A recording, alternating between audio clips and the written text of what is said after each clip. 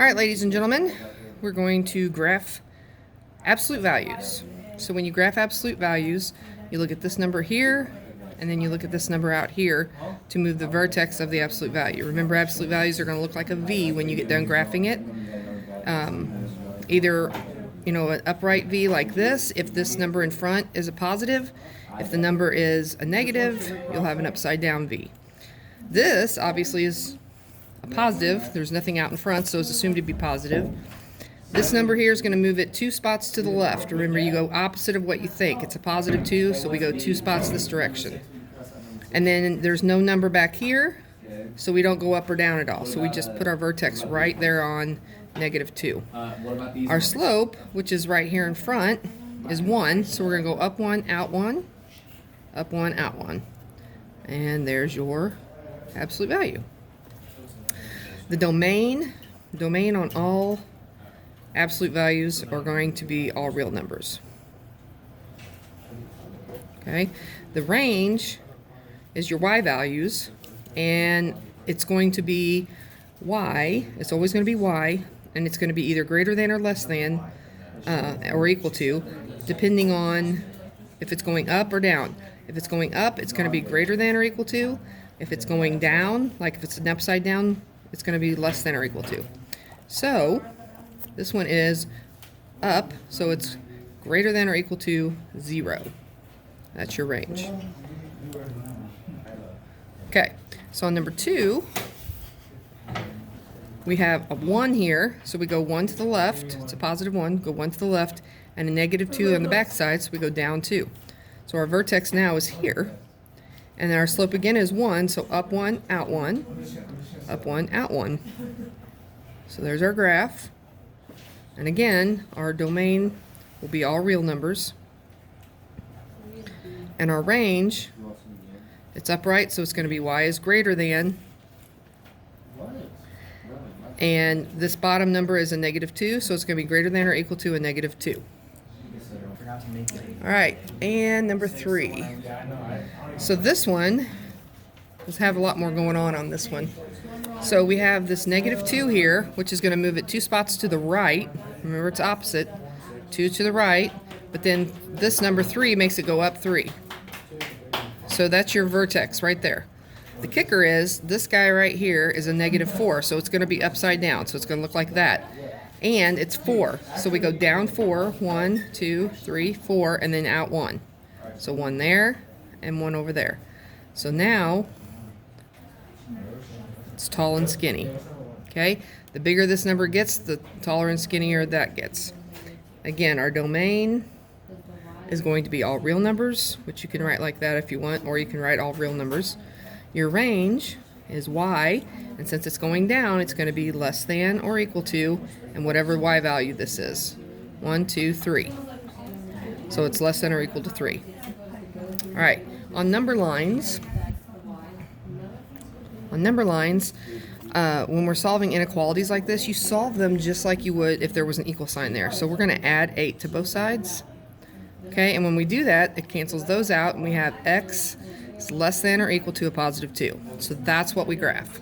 So we come over here to a +2, and we put a circle around 2, and we color it in because it's got the equal sign under it. That gives you a closed circle. And then it's everything less than that. So these numbers, this direction is less than 2. So it goes that way. On number 5, we have, it's a 2-step equation. So first thing we're going to have to do is get rid of the 4. So we subtract 4, and we subtract 4. When we do that, we're left with a -2a is greater than 4. So to get rid of the -2 and get a alone, we divide by a -2, divide by a -2. And remember, when you're working with inequalities, if you divide or multiply by a negative, you have to flip that inequality sign. So this cancels. We have a is less than -2. So here's -2. We're going to put an open circle around this because it doesn't have that equal sign under it. So it does not include -2, but it's everything is up to it. And then it's less than, so it's this direction. These numbers are less than -2. Okay? On number 6, a lot more to do here. So we're going to add 4 to both sides. right? Add 4. When we do that, we end up with 6x is less than or equal to 2x plus 16. Then we subtract 2x from both sides, and we have 4x is less than or equal to 16. We divide by 4, and we have x is less than or equal to 16. Notice this time we didn't have to flip the sign because the 4 was positive. So, oh, not 16, that's 4. 16 divided by 4 is 4. So, because that equal sign is there, we're going to put a closed circle around 4, and it's going to be less than, and so it goes this direction. All right. Okay, so on this one we want to graph the inequalities. When you're graphing inequalities on a coordinate plane like this instead of a number line, you're going to have to do some shading. So first of all, if it's less than or greater than, you use a dotted line when you graph it. And if it's less than or equal to or greater than or equal to, you use a solid line. Okay, so here y is less than 4. Well, y equals 4 right here. Okay, and remember, if you have y equals or is less than or greater than or whatever, a number, it's going to be a horizontal line. Okay, and if you have x equals or is less than or greater than some number, it's going to be a vertical line. Okay, so y goes right across here because y is 4 here, y is 4 there, y is 4 there. And so in this case, there's no equal sign under it, so it's a dotted line right through here. Okay, and then it's less than, so it's all this area down here. Okay, on number 8, we have y is less than or equal to this. So here's, we go y, mx, and b. So we start at -2. We go down 3, 1, 2, 3, and right 1. It's got an equal sign under it, so it's a solid line. Okay, and then it's less than, so it's everything over here. So what this means is that the solution set for this is everything in this shaded area and on this line. On the other one where it's dotted, it does not include the line, but this does include the line. Okay. On number 9, we're going to have to get y by itself first because it's not in the correct form for us to graph. So I'm going to subtract 2y from both sides, or 2x, sorry, from both sides, and we have a -3y less than or equal to -2x plus 6. We cannot put these two things together. This doesn't have an x, this does, so they're not like terms. Okay, I keep them separate. So now we divide by a -3 to get y alone. We have to divide everything by a -3. That gives us a y, and then we have to flip this sign because that's a negative. We're dividing by a negative, so we just flip the sign. That gives us a +2/3 x and a -2. So to graph this, we start at -2. We start back here, -2. You go up 2 and right 3. Up 2, right 3, put your dot. It's got the equal sign under it, so it's going to be a solid line. And then it's greater than, so it's all this area up here. Okay? All right, when solving systems of inequalities, you're going to graph each one individually and see where they overlap, and that's where your solution is. So on this one, we start with a +3, 1, 2, 3, and then our slope is 1, so we go up 1 over 1. Right, and it's a dotted line. Oops, I messed that up. So we have a dotted line, right? And then it's greater than, so it's over here. Okay, and then we're at y is -1, which is right here, right? And it's a solid line. Remember, like I told you before, if it's y equals less than, greater than, whatever, some number, you're going to have a horizontal line. So that's what this is, and it's less than that, so it's going to be down here, right? And so where it overlaps is this area right here. Sorry, this area right in here. That's where they overlap. That's the solution set. Okay? So again, on like number 11, you're going to want to make sure they're in y mx plus b, y mx plus b. Okay? So we start at +4. 1, 2, 3, 4. And then our slope is +2 over 1. So we go up 2 over 1, or we can go down to left 1. Okay, and it's no line under it, so it's a dotted line. Okay, and it's less than, So it's all this over here. Okay. Over here we got a positive 1. And then up 1 over 1. Up 1 over 1. Down 1. Okay. And so this is a solid line. Okay. And it's greater than, so it's going to be everything in between these two right here. Right there. Okay. All right. On graphing, or yeah, sorry. Okay, so we're going to graph these systems and determine the number of solutions. So the thing is, when you're graphing linear equations, if they're parallel, so like this, there's going to be no solution. All right. If they intersect in one spot, like this, so they overlap and there's one thing, that's one solution. Okay? And then if they are the same line and they graph over the top of each other, then it's infinite solutions.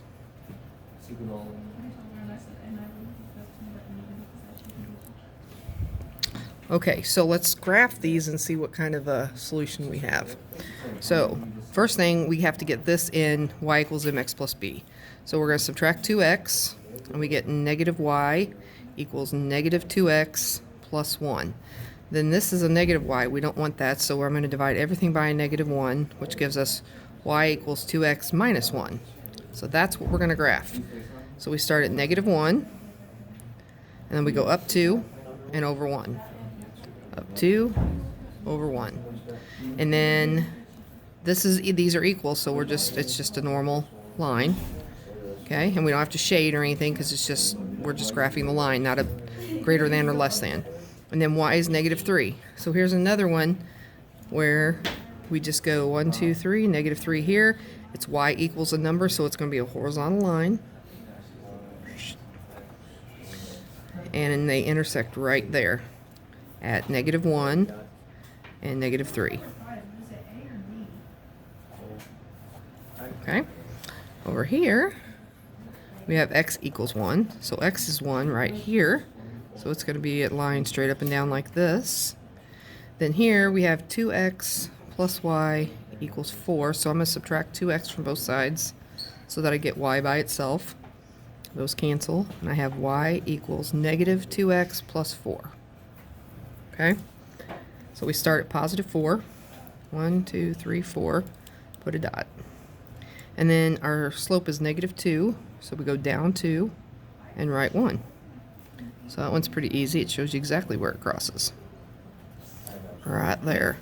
So that's where they intersect. So we have one solution, and it is positive 1, 2. There you go. So one solution here, one solution there. But again, just a reminder, no solutions is parallel. If they're parallel, there's no solutions. Obviously, when they intersect like these two did, it's one solution. And if they're the same line on top of each other, it's infinite solutions. All right, when you're solving systems of equations, a system of equations just means you have more than one equations. So when you're solving more than one equation and more than one variable, and we're using substitution, you're going to do just that. You're going to substitute something in for the other so that you can have just one variable to work with. So here it says that y is the same thing, or is equal to 4x, which means they're the same, they're interchangeable. So I can take this 4x and put it in for y right there. All right? So I write that equation, 3x minus, there's my y, equals 1. But instead of y, I'm going to put 4x, because it says y is 4x. So 3x minus 4x is a minus 1x equals 1. I don't want negative 1 or negative x, I want x. So I can change this to positive as long as I change that to a negative. Okay? This one says that x is 2y, right? So y equals, there's my x, minus 2. So instead of x, I'm going to put 2y, right? So I subtract 2y from both sides, and I get negative y is negative 2. Again, I don't want negative y, I want y. So I change that to positive, so I have to change that sign also. So y is 2. Okay?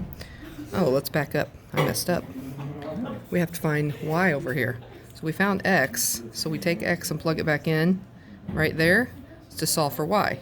So y is 4 times negative 1. Y is negative 4. Okay? So negative 1, negative 4. Over here, if y is 2, we put this y right back in here and solve for x. So x equals 2 times whatever y is, and y was 2, so I'm going to put that there. So x is 4. So there's your two equations, or your two answers.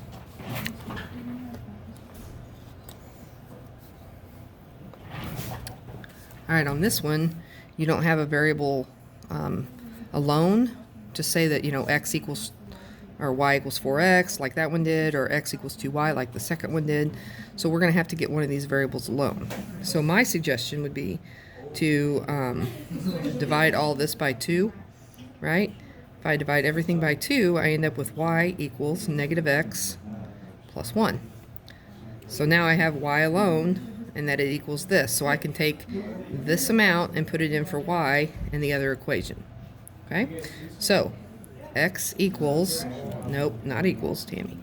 X plus, and then there's my y value that I'm going to put in, equals 16. So this is this top equation right here, but instead of y, I'm going to put what y equals. Negative x plus 1, right? So I have x minus x plus 1 equals 16. X minus x is 0, cancels out, so I have 1 equals 16. That's not true, so there's no solution. Okay? If it comes down to where it makes a statement that's not true, it's no solution. If for instance I would have gotten something that said something like 3 equals 3, and that's a true statement, then it would be infinite solutions. Okay? All right, on this one, we're using the elimination method. So that other one was substitution, and we can also use graphing, but this one's elimination, meaning we want to eliminate one of the variables by adding the equations together. So for instance, on this first one, notice that we have a negative y and a y, so that if I add these two equations together, they're going to go away. Negative y plus y cancel each other. But x plus x is 2x, and 1 plus 3 is 4. So now I can solve for x. Divide both sides by 2, and x is 2. So then I can take the 2, plug it back into either one of these equations, and solve for y. So instead of x, I'm going to put 2. So that was x plus y equals 3, but instead of x, I'm putting a 2. So 2 plus y equals 3, subtract 2 from both sides, and you get y is 1. So y is 1, x is 2. Okay? On 18, we don't have, if I were to add this together, none of these would eliminate. But if I multiplied this by 2, then I would have 2x here, 2 times y is a positive 2y, and 2 times negative 9 is a negative 18.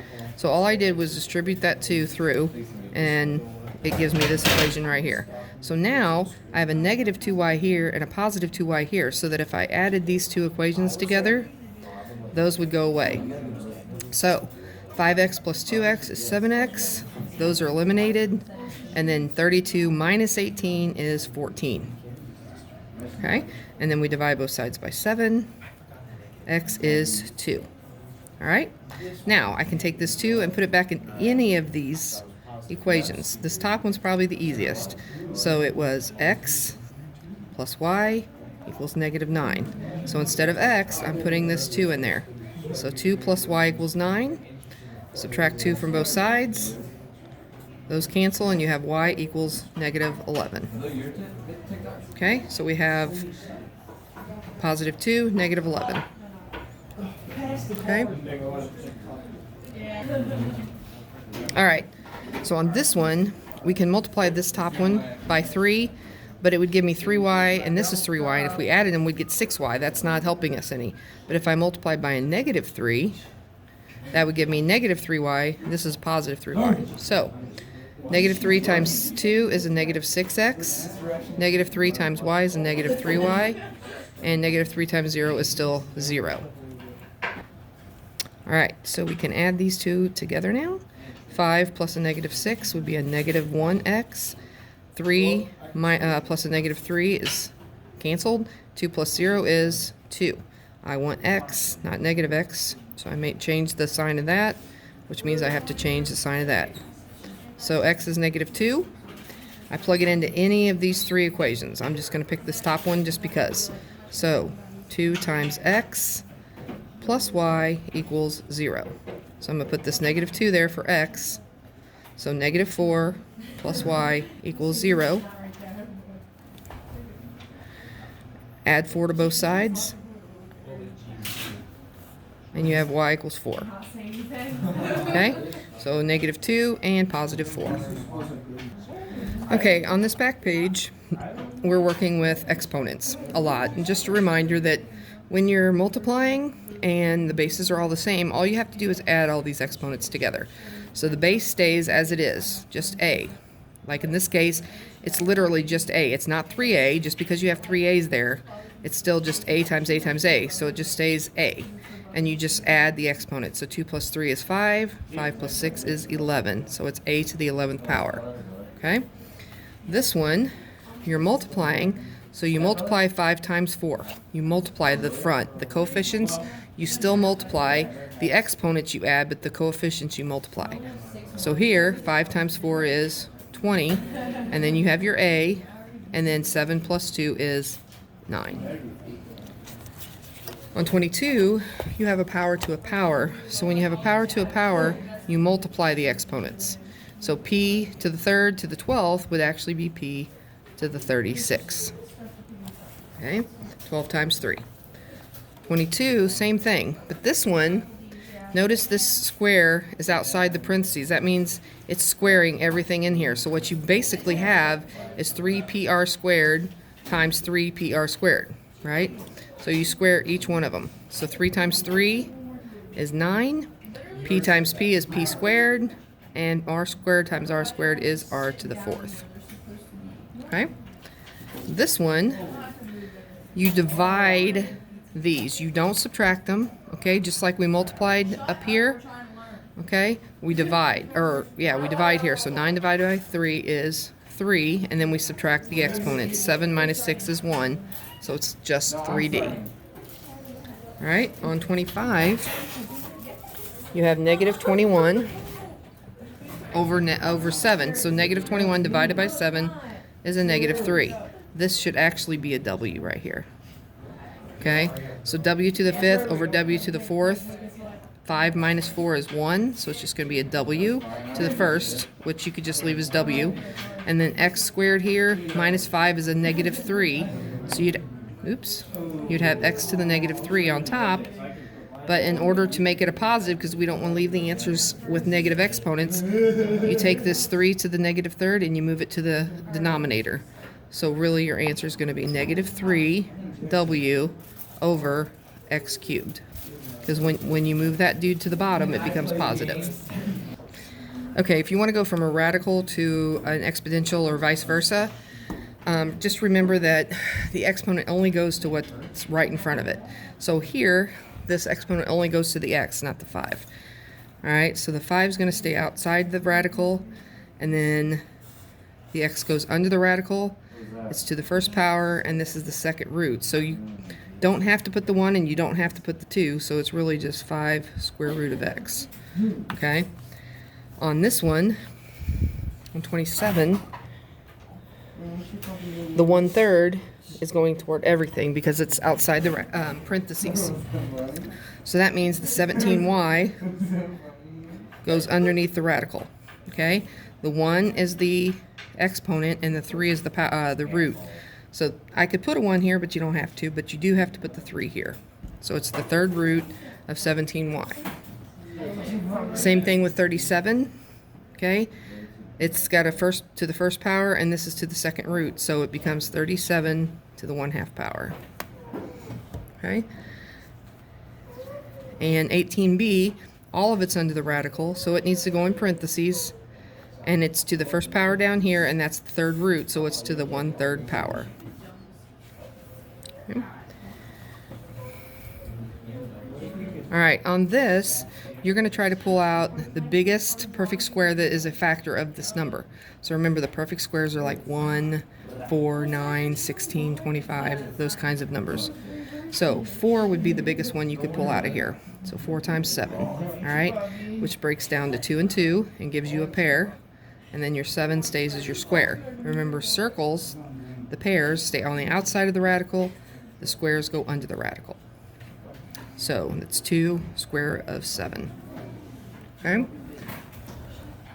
This one, square root of 5 times square root of 10. When you're multiplying, you can just multiply what's under the radical together. If you're adding and subtracting, they have to be the same to add them together. And then you just add the numbers that are in front of them. But this is multiply, so 5 times 10 is a square root of 50.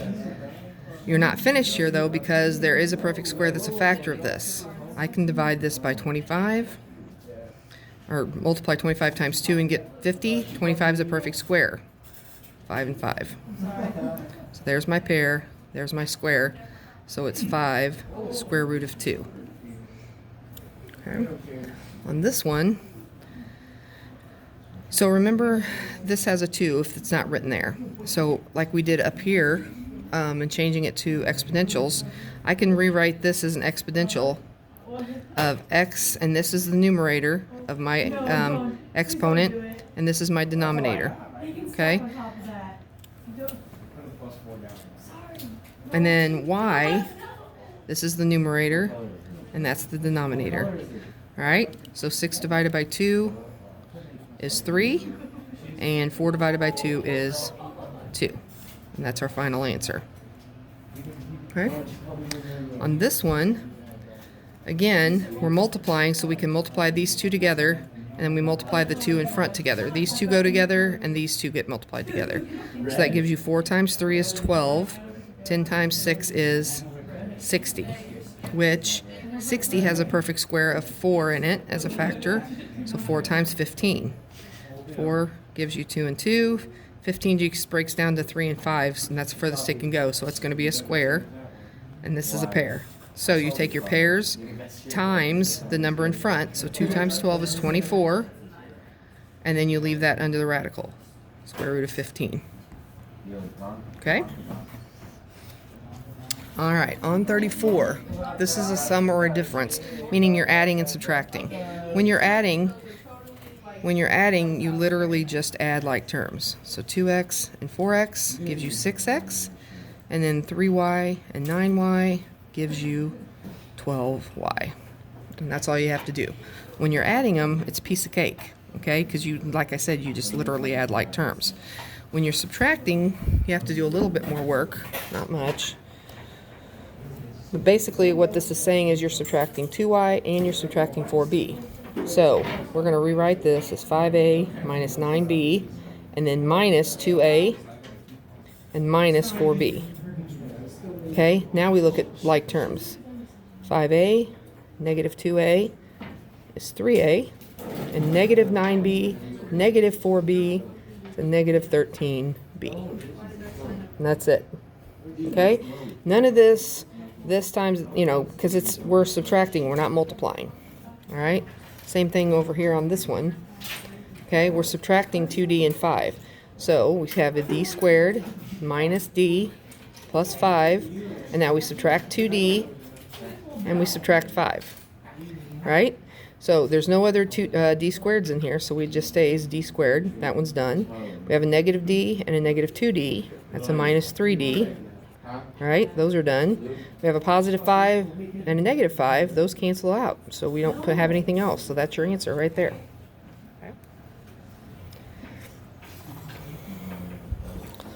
Okay, on these, we're just going to distribute that number that's in front. So we distribute negative 3n to each of these. So negative 3n times n squared is negative 3, because it's like there's a 1 there, right? So negative 3. And then n times n squared gives you n cubed. Negative 3 times 2 is a negative 6. N times n is n squared. And that's it. Here, binomial and binomial, so we're going to have to FOIL. So you take 3n times n, 3n times 3, negative 7 times n, negative 7 times 3, and add like terms. So 3n times n gives you 3n squared. 3n times positive 3 is a positive 9n. Negative 7 times n is a negative 7n. Negative 7 times 3 is a negative 21. So the only thing that there's like terms of are these two here in the middle. So the 3n squared stays the same in the front. 9 minus 7 would be a positive 2n, and then minus 21. That's your answer. Okay? On this one's a little more complicated because you have three terms. So, but we still do just distribution. This one times this times this, and this times this. And then you come back and do this times this times that, and that times that. So w times w squared gives me w cubed. And this should be a w right there, by the way. W times w squared is w cubed. W times 3w is a positive 3w squared. W times negative 6 is a negative 6w. Okay, now we distribute the 4. 4 times w squared is a positive 4w squared. Notice I lined it up with the other w squared. And then 4 times 3w is a positive 12w. Again, I lined it up with the other w. And then 4 times negative 6 is a minus 24, which doesn't have a partner because there weren't any in the top equation. So we add these two together. There weren't any other w cubed, so it just stays 1w cubed. 3 plus 4 is 7w squared.